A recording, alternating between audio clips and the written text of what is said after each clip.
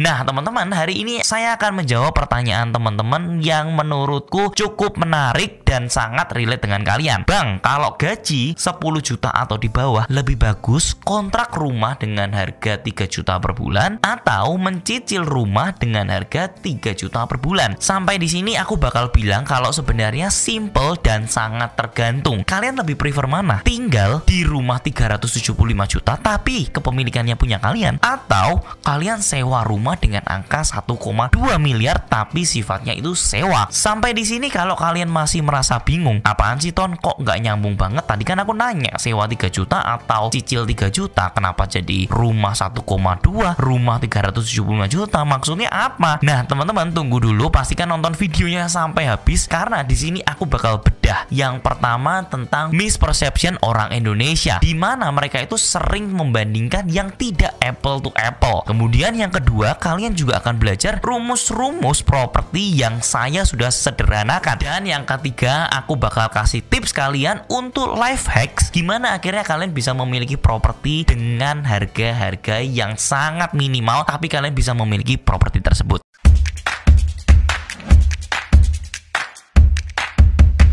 Oke, sebelum kita masuk ke dalam topik itu, perlu diketahui bahwa di Indonesia sebenarnya milenial ini terancam tidak memiliki rumah. Banyak berita-berita yang mengatakan kalau milenial itu benar-benar susah membeli properti, apalagi kenaikan dari harga properti ini tidak berbanding lurus dengan kenaikan gajinya mereka. Artinya, semakin lama propertinya semakin tinggi, gajinya mereka menaik tapi tidak mengikuti. Makanya seiring berjalannya waktu, sebenarnya milenial itu lebih memilih untuk sewa. Tapi sebenarnya apakah sewa lebih worth it ataukah nyicil lebih worth it? Nah, mari kita bedah satu persatu. Sebenarnya jawabannya sudah saya sampaikan. Kalian lebih prefer mana? Sewa dengan harga rumah 1,2 miliar atau membeli rumah 375 juta? Nah, di sini kalian perlu mengetahui cara saya berpikir. Yang pertama, kenapa saya sebut 3 juta dengan gaji 10 juta? Kenapa saya sebut cicilannya di angka 3 juta? Karena gini, untuk perbankan sendiri sebenarnya menilai kemampuan membayarnya kita itu adalah 1:3 dengan gajinya kita. Karena perbankan berpikir 30% itu dipakai buat cicilan, 30% dipakai untuk kehidupan, 30% sisanya dipakai untuk apa? Saving kalian. Jadi ini sebenarnya standar dari perbankan-perbankan pada umumnya. Tapi Ton, kalau misalkan kita tidak memiliki segitu, apakah bisa? Jawabannya tetap bisa, asal kalau kalian itu benar-benar tahu caranya. Tapi mohon maaf, saya nggak bisa nyeritain detailnya di YouTube karena ilmunya sangat abu-abu. Tapi sebenarnya bisa nggak? Bisa banget. Tapi kita bicara tentang normalnya dulu. Normalnya kalau kalian punya cicilan 3 juta, minimal kalian harus memiliki gaji 10 juta itu. Setelah paham tentang berapa banyak yang harus teman-teman punya, sekarang kita akan lihat lebih detail lagi. Kalau seandainya dengan cicilan 3 juta rupiah setiap bulannya, teman-teman itu bisa memiliki properti dengan angka berapa? Rumusnya cukup mudah, yaitu harga sama dengan cicilan per bulan dibagi 0,8%. Itu sudah rumus yang saya sudah sederhanakan. Karena kalau misalkan nggak disederhanakan, itu rumusnya bakal seperti ini. Nah, pasti teman pusing banget kan? Daripada itu, kita pakai rumus yang lebih mudah aja. Rumus ini sangat-sangat mudah. Artinya apa? Ketika cicilan per bulannya teman-teman 3 juta, yaudah 3 juta dibagi dengan 0,8%. Ketemu angka 375 juta. Itu adalah rumah yang bisa teman-teman beli dengan jangka waktu 15 tahun dan bunga kurang lebih fix di 6%. Setelah kita mengetahui rumus tadi, kita harus mengetahui juga rumus tentang sewa menyewa. Sewa menyewa rumusnya juga sangat sederhana. Harga sama dengan sewa setahun dibagi dengan 3%. Nah, kenapa bisa muncul angka 3%? Karena 3% itu adalah angka rata-rata ketika kita menyewakan sebuah rumah. Artinya kalau kita misalkan punya rumah dengan angka 1 miliar, biasanya kita menyewakan di angka 30 juta. Dan itu sudah biasalah terjadi di Indonesia. Kurang lebih kalau rumah itu bisa di kisaran 2-3%. Nah, di sini sebenarnya teman-teman saya sudah sederhanakan rumusnya dibandingin teman-teman menggunakan rumus yang ini.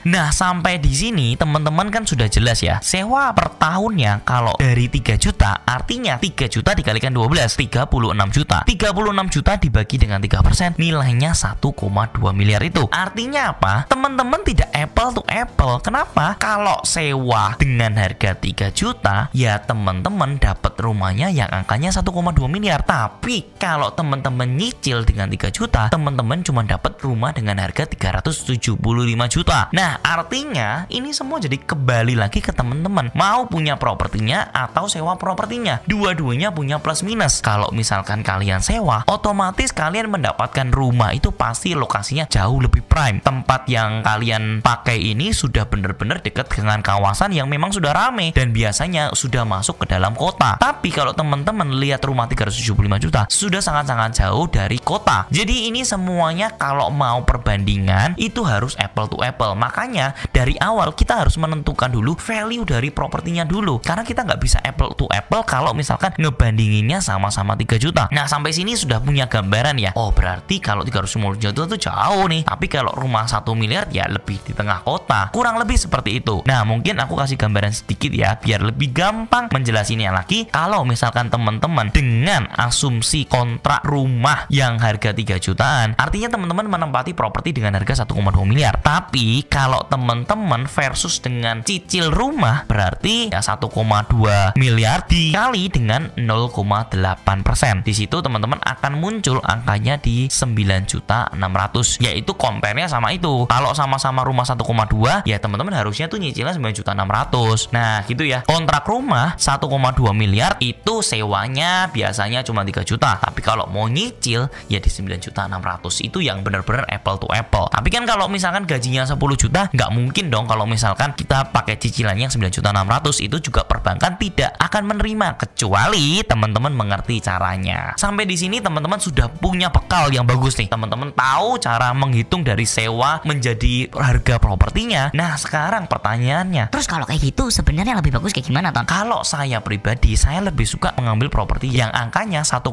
miliar. Tapi dengan catatan, Bapak Ibu, properti tersebut tidak bekerja sendiri. Saya punya life hack di properti. Tidak perlu saya mengeluarkan aktif income. Bekerja setiap bulan, cicil propertinya setiap bulan untuk mendapatkan properti itu. Biar aja orang lain yang mencicil propertinya sampai suatu saat properti itu jadi milik saya pribadi. Nah, di sini kata kuncinya. Ketika kalian itu bisa membuat propertinya itu bekerja, dalam artian kalian ini membuat rumah yang ada 2 lantai, kemudian kalian ambil 1 kamarnya, kalian tinggal di sana, dan sisanya kamar-kamarnya dijadikan kos-kosan. Nah, di situ kalian akan mendapatkan tambahan uang untuk mencicil propertinya itu sendiri. Jadi akan menjadi sangat possible ketika kita mengambil rumah 1,2 miliar, cicilannya 9.600.000. Nah, gimana caranya? Kalian bisa menyewakan kamar-kamar lainnya di angka 6.600.000. Artinya kalian tetap mengeluarkan 3 juta yang sama. Nah, kalau misalkan kalian lebih expert lagi, sekalian aja 9.600.000-nya itu dicicil sama anak-anak kos-kosannya gitu. Jadi kalian itu bisa memiliki properti, kalian tinggal di properti di mana kalian tinggalnya sama anak-anak kos-kosan tersebut. Ini adalah life hack yang bahkan sudah dilakukan oleh alumni yang ada di Bandung seperti Pak Ronald. Nah, teman-teman mungkin bisa mengikuti cara beliau bermain. Kalau mau compare apple to apple, gaji 10